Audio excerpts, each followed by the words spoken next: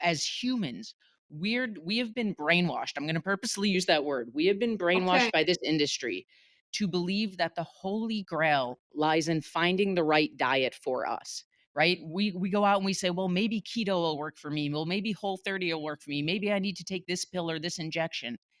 I am telling you from the bottom of my soul, no diet is ever going to be the answer.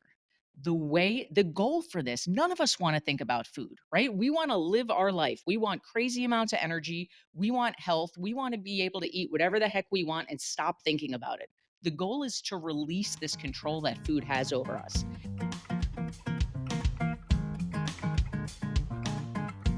Hi, everybody. This is Diane Gilman, formerly known as the Queen of Jeans, but now the proud host of my own podcast, Too Young to Be Old, which is also the title of my second book. So today, I think we have a guest that everyone is going to be fascinated by, because if you, like me, have been on one form or another of diet your whole life, and they work for a little while, and then you kind of lose interest, and then you sort of lose resolve, and then somebody puts some kind of food in front of you, like a donut, that you just can't say no to. Guess what? Well, we've got Rachel Freiman, and she has the solution. And I want you to see her book, Becoming MindStrong, because guess what? It's all up here in your head. So, Rachel and I have a major shared weakness, which is donuts. And I just said, I just saw my dream Christmas tree, Rachel, and it was big. It was like 6 feet tall. 100% donuts, like 1,000 donut Christmas tree, all decorated differently. And I think that I would have to say my thing is sugar. Um, I don't go out of my way for it, but if you put it in front of me, I can't stop eating it. I once went out at lunchtime from my office, and I was going to buy everybody donuts. So I bought a dozen Krispy Kreme donuts. I sat down and ate half of them. I could not stop myself. So I know in my head, I have to, and you may call it restrictive dieting, get rid of all sugar in my house, because I already know most stuff has sugar in it anyway. But tell us that misconception of dieting, and especially restrictive dieting, and how your brain just cannot sustain that. Hi, Rachel. Hi, thank you so much for having me. And now my mind is going to be stuck on this donut Christmas And it tree was for the beautiful. rest of the The season. tree was beautiful. It sounds That like was the literally a sad dream come true. part. Oh my God. Yeah, no kidding. Uh, what Anywho. what you're saying is exactly accurate. Everything that I teach, everything that I believe in is based in number one, psychology, and number two, neuroscience. I'm a huge psychology, neuroscience nerd. And when we understand a couple basic principles of psychology, we understand. I always like to say, if you made a list of every single diet you've ever tried in your life, for Oh, some people that's 50, for some people that's 350, right? yeah. At their root, though, what we're going to see is it wasn't 350 diets. It was different versions of one diet, because every diet out there is based on restriction. It's based on telling you what you quote unquote can or can't eat, what's allowed or not allowed. And when we understand some basics of human psychology, we are pleasure seeking creatures. Freud discovered something called the pleasure principle that simply states we are designed to avoid pain and seek pleasure, but first Oh, and yeah. foremost to avoid pain, Yeah. right? Physical pain is a little more obvious. If I'm sitting on my keys as we're talking here, I'm going to adjust to get out of physical pain. But emotional pain is just as real. So when we put our horse blinders on and we say carbs are bad, I can only drink these shakes, I can only eat these pre-approved meals, we are trying to live in a state of restriction, which is emotional pain. And at some point, consciously or subconsciously, we're going to self-sabotage to get ourselves into a state of pleasure.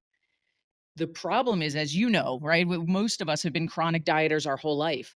When we go on a diet, let's say a low carb diet, right? And we're so good for a month, for 3 months, maybe 6 months. If you have more willpower than I do, I could not make it 6 months without carbs. Mhm. I We know. we don't emotionally separate and say, "Oh, that particular diet didn't work for me."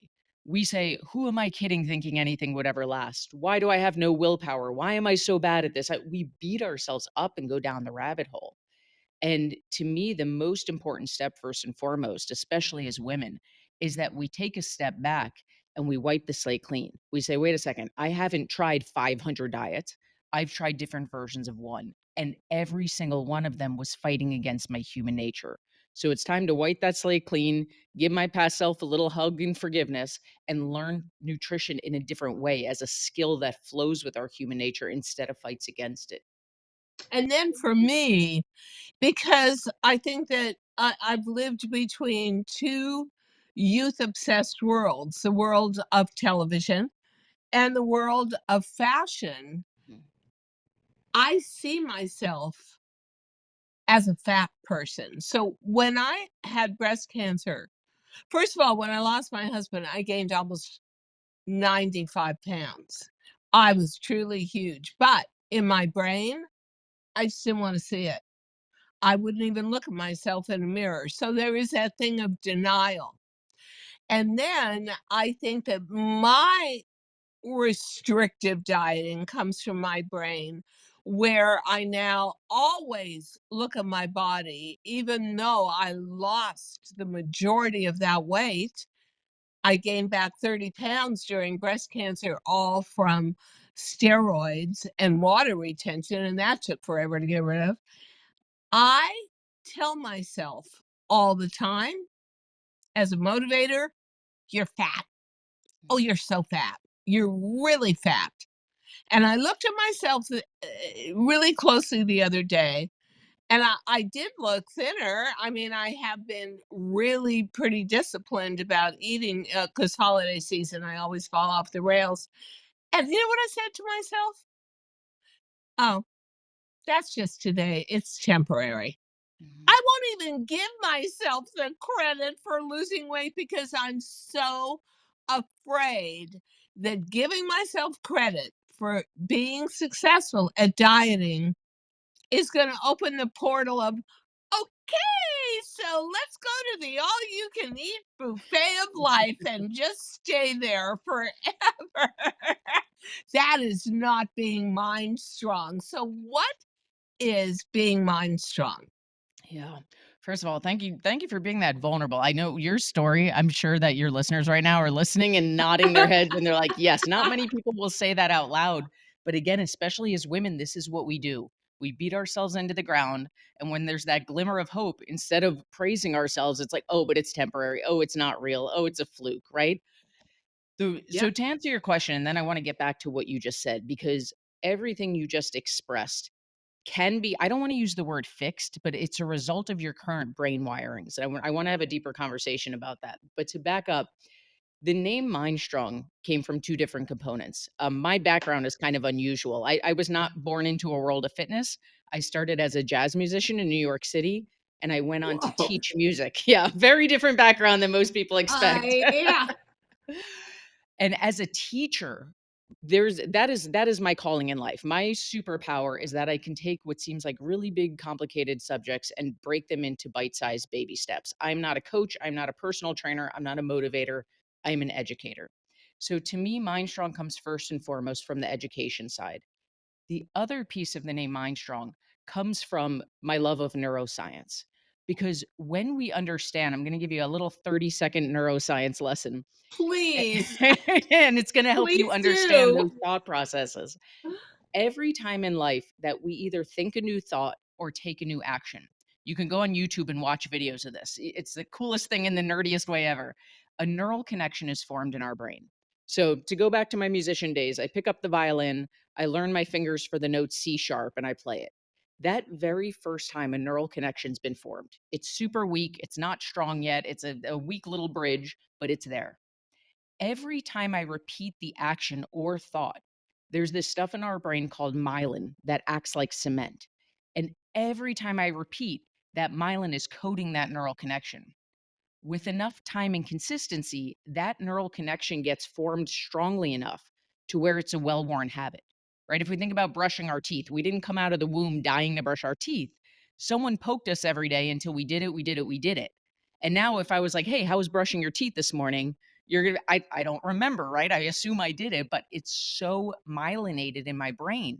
It's just who I am and what I do. So what happens for us, again, especially this is true of everyone, but especially as women, we are guilty of this. We have spent so long repeating stories like, I am the fat kid. Who am I kidding thinking I'm ever going to keep this weight off? Yeah, I lost 10 pounds, but I gained back 20. We have repeated those stories so many times that right now our brain is literally wired for those stories. We believe it to be capital T truth when it is not a truth of life, but it is very much our truth simply because our brain is wired that way. So what happens is we walk by, we look in a mirror, we don't even have time to have conscious thoughts. We just automatically feel like garbage. And if we could like go into the movie The Matrix and slow motion this, we would see what's happening is I look in the mirror, I see myself, all those wired in habits, these thought process habits wired in our brain are flowing in. Who am I kidding thinking I can lose weight? I'm always going to be the fat kid. They flew in so fast because they are well worn habits that now they've created chemical reactions in our body called feelings. And now we feel like garbage. This is You know, all on autopilot. I feel like I am the ultimate loser because I'm not a loser. I Mm. can't lose the amount of weight that I think would put me in a zone where I would say, "Oh my God, at last I'm safe. Nobody can call me chubby." But, I am so involved in fashion, and I designed for 55 years, and my fashion brand DG2 was based on making a jean and tops in measurements that were true to an aging body. But the minute you're away from that brand on QVC you're back in the real world of now, even after losing the weight, just because the fashion industry does not want to deal with imperfect females like me, I have to take, in most cases, a size large. And when you look at me, the first thing you're going to say is, you are not large. But trust me, in a world where you are only rewarded if you're thin, Mm. you're large. And then it goes into your brain, oh my God, I'm large. I've got to take care of this immediately. But I always hit a brick wall. Now, I'm going to ask you a question. This is going to be most of the time I want to just go along with the flow, but this is a hardball question. Okay. So, this week Oprah comes out and admits two things. Number 1, she tried Weight Watchers. It ain't working for me, she says. Okay, well, largest stockholder of Weight Watchers, that's an interesting statement. It's not effective. And then she reveals her new body, says, I'm tired of body shaming. Yeah, I'm doing Ozempic, okay? I'm sticking a needle into me every day. So what? Look at me. It's working. So now everybody stampedes to Ozempic.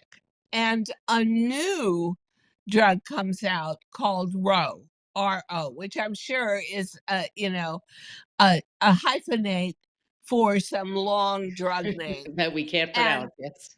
a guy comes out on the screen, cable TV, with a big beer, hairy beer belly, pulls up his t-shirt, sticks this giant needle into his stomach and says, yeah, I've lost 50 pounds and I'm going for another 50.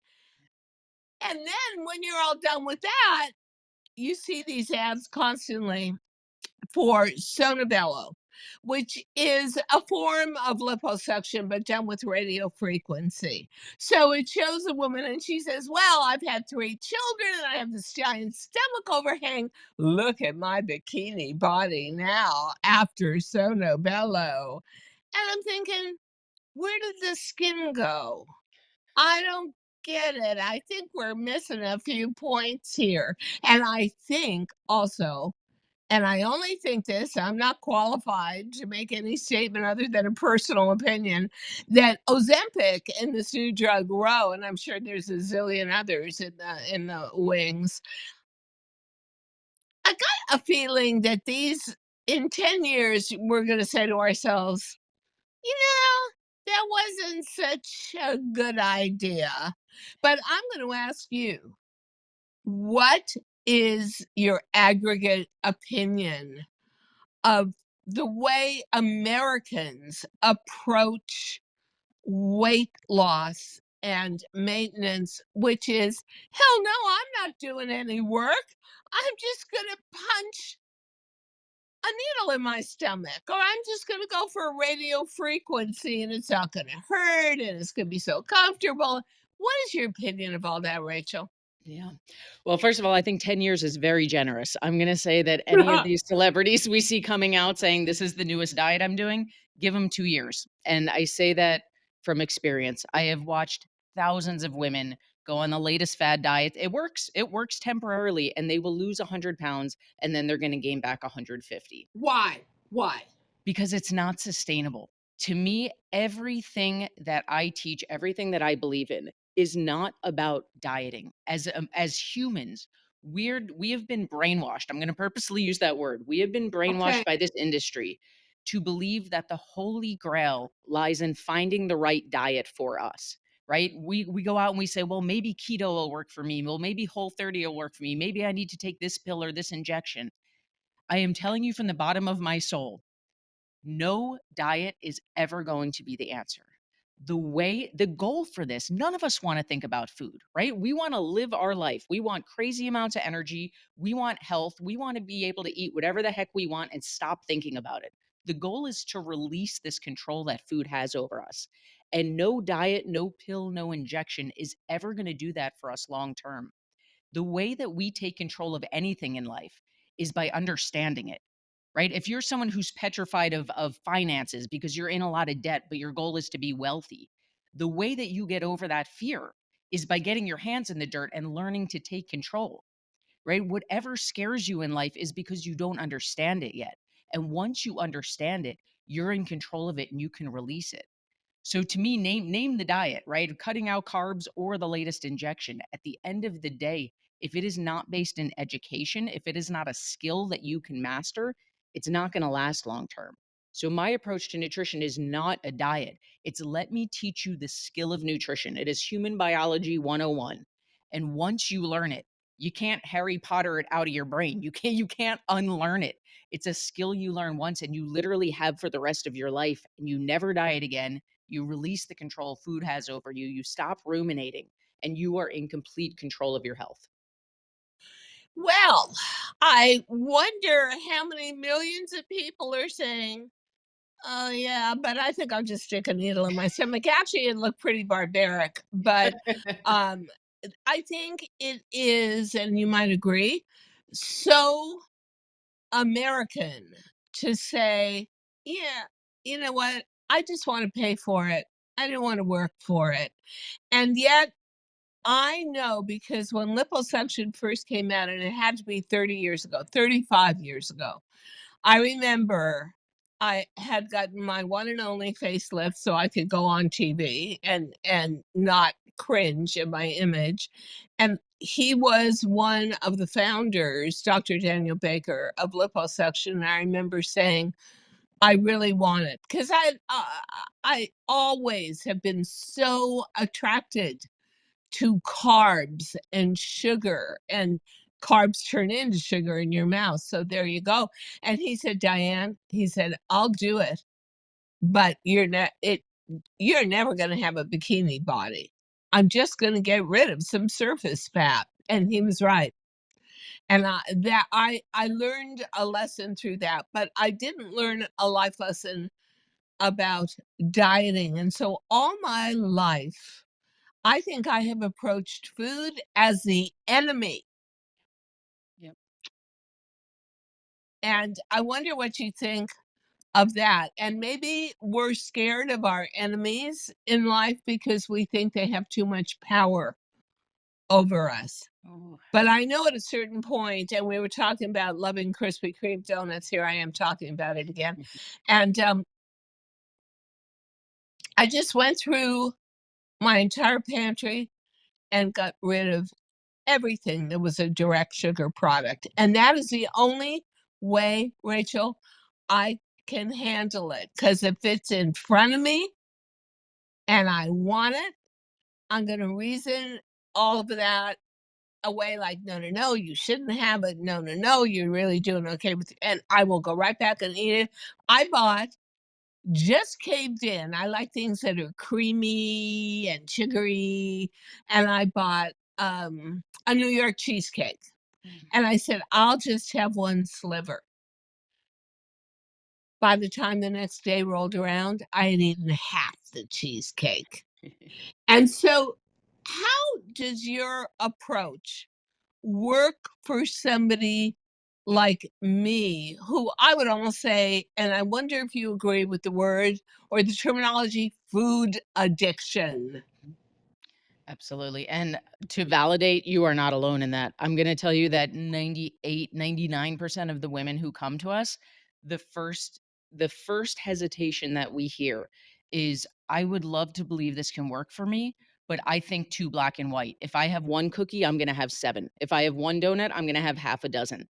That is how we have Really? been conditioned to believe food to be, and it is very real. Right? I'm not going to sugarcoat and say, no, you're not like that. You are like that. Most humans are like that.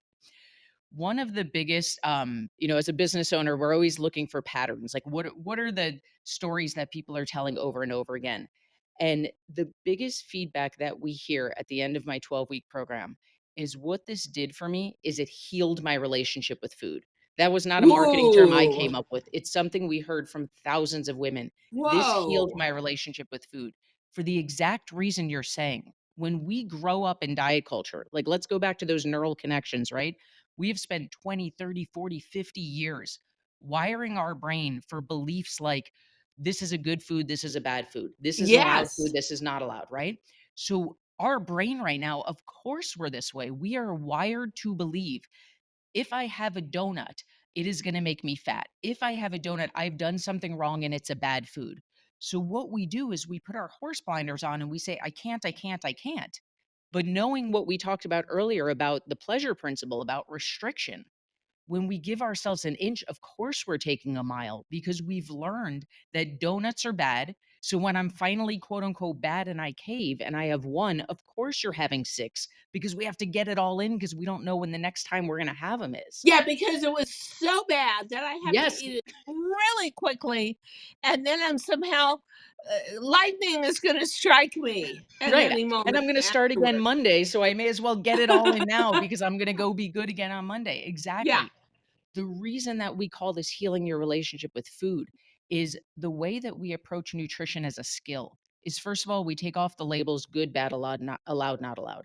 There are more nutritious foods, there are foods that have more vitamins and minerals, but there's no foods that are bad or not allowed.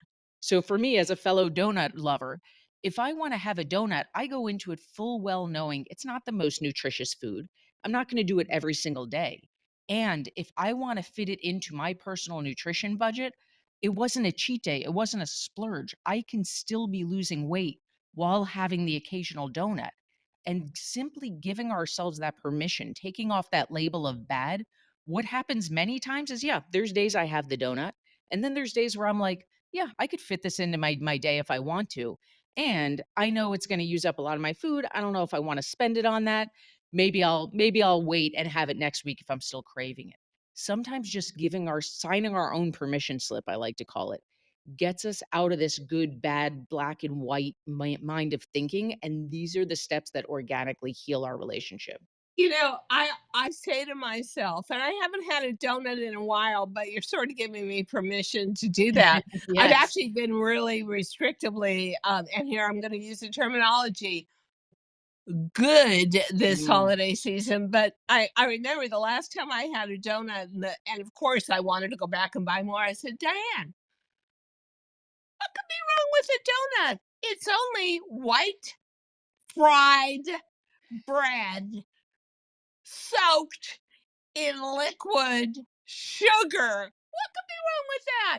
So sometimes I play my own mind trick with it and really identify the food so I know it's like back up from the dozen donuts, Diane. One will do. Because I'll tell you what, once I start, I am out of control. So I never start.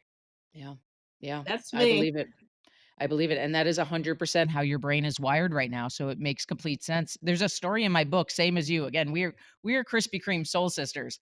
There's a story in my book where I hadn't had a donut in 10 years because I my believe it. blinders were on. It's a bad food, and I took my niece and nephew to a Krispy Kreme factory with the conveyor belt, the whole Oh, shebang.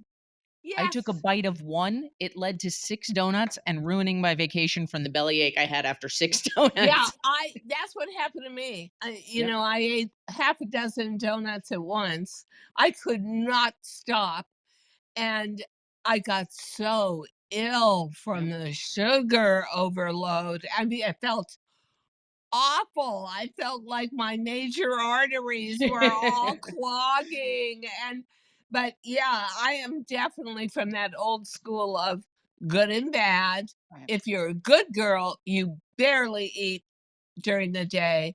If you're bad, you overload on bad foods like right. cheese and sugar and white bread. And so, it, and I will say that at 78 years old, I probably spent, and because I was a chubby kid, I probably spent 70 years of my life going good food, bad food, fat, not. And someone recently said to me, I've never met anybody with worse body dysmorphia than you. I play a game with my own brain, constantly telling myself I'm chubby to shame myself into not eating, to stay relatively unchubby. Yeah.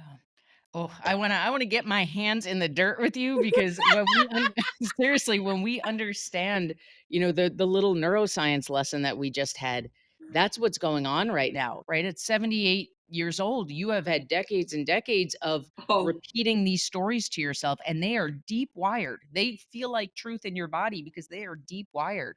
And it's the same thing, it's the same conversation. Good food, bad food, or the yep. stories that you believe about yourself, these are the neural connections in your brain. And the beauty is you can change them. It just takes a little hands in the dirt of unwiring those stories and consciously wiring in the new ones. And that work goes hand in hand. The Yeah, way I you think I approach need that food, help. I yes, do think I need that help. So, I could talk to we you all do, by forever the and way. ever. Huh? We all do, by the way. Yeah, I believe it, especially because we live in a society that praises what becomes for most of us impossible body image. Well, one time, and it had to be about 20 years ago, I was getting ready to go to shows in Paris and Milan.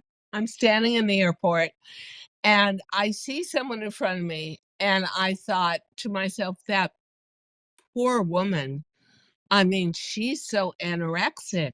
She shouldn't even be on a plane. She shouldn't even be standing upright. And it turned out it was one of the major supermodels of the moment. And she looked so ill and so fragile in person, so impossibly thin, good in photograph, good for photography, but as someone who is and still is a dedicated fashionista, there was my image. Just like for me at 78, I have no role models to follow. How should I look at my age? Well, just make it up. And so one of the things that goes into that component is I see that most people as they age get thicker and broader and heavier. So it always also went into my brain, if you want to age beautifully and gracefully, you've got to age thin. Mm. And so, yeah, I'm surrounded by all these myths of what being an attractive woman is at any age. And it all comes out to the same thing: underweight, which I will never be. But last piece of advice for our too young to be old audience, what would you say is the key to living a happy, balanced, natural existence? My biggest belief, especially when it comes to health and fitness, but this is true. I mean, pick your topic and this applies. I think as humans, especially in this niche of health and fitness, we are so conditioned to believe it's all or nothing, right? We're either eating clean 6 days a week or oh man, I had a slice of pizza and now I have to start again on New Year's Day, right? Yeah, I mean, we're working yeah. out 4 days a week or God forbid I miss a workout, I have to start again next month. The number one piece of advice that I can give anyone, and this is hashtag bigger life statement, is baby steps. Again, everything that I believe in goes back to human psychology, that we are pleasure seeking creatures. Our brains can't handle massive change at once. This is why New Year's resolutions don't work. Trying to go from 0 to 100, our brain is literally designed to resist it, and you're fighting against yourself. But when you feel into what is the bare minimum that I can commit to today, when you do that bare minimum and you take 30 seconds to celebrate yourself, this is not woo woo rainbows and glitter and unicorns. It's neuroscience. What happens in your brain is it releases all those feel good chemicals because we feel good. We're celebrating ourselves. We're proud of ourselves. And I Oh, always like to joke that as humans, we're just glorified drug addicts. We're just walking around looking for dopamine hits. So it's when so we take true. it's so true. Every decision Yeah, in life is based off a dopamine hit. yeah. So when we take a bare minimum step, and most importantly, take 30 seconds to celebrate ourselves, and we feel all those feel good chemicals, the next time it comes time to take that baby step, and we don't want to, which we won't because our brain's not wired for it. Now our brain has proof of, wait a second, remember how good it felt when I took that baby step? Let me take Aha. another. And to me, this is how you look back 6 months from now and say, "Who am I? Who built this new life?" Because it becomes a snowball going down a hill. Major life overhauls are trying to push a boulder up a hill. You're gonna keep falling back down. A snowball down a hill comes from baby steps, momentum, and celebrating yourself because it's neuroscience, not because we're gonna stand in front of a mirror and beat our chest woo-woo stuff. We're talking about flowing with our human nature. Well, okay. So, how many donuts would you like for your Christmas present next I want a year? Christmas tree now that I know Yeah, this is an me option in too. life. You got to look it up. It was so beautiful. It was like, oh my God, that's what I would picture as heaven, right? Except it couldn't be in my house because I would eat it all. Um, so I'm going to say thank you. I'm going to say I think it sounds like there are tremendous advantages to becoming mind strong, which is the title of your book, and truly empowering women to make sustainable health decisions. And I truly agree with you on the inside out approach because as you get older as a female, and I sometimes think I'm probably the oldest female in America, um, you can't just slap a bunch of stuff on your face and put a bunch of needles into your face and get the results you want. It has to be from the inside out, both diet wise and honestly from your inner spirit. So, Rachel Freiman, I wish you the best donut free or donut laden Christmas ever.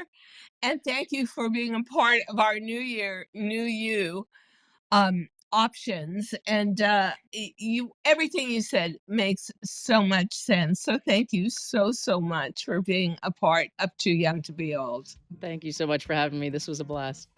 Thank you so much for listening to Too Young to Be Old podcast. The episode may be over, but the fun doesn't have to stop here.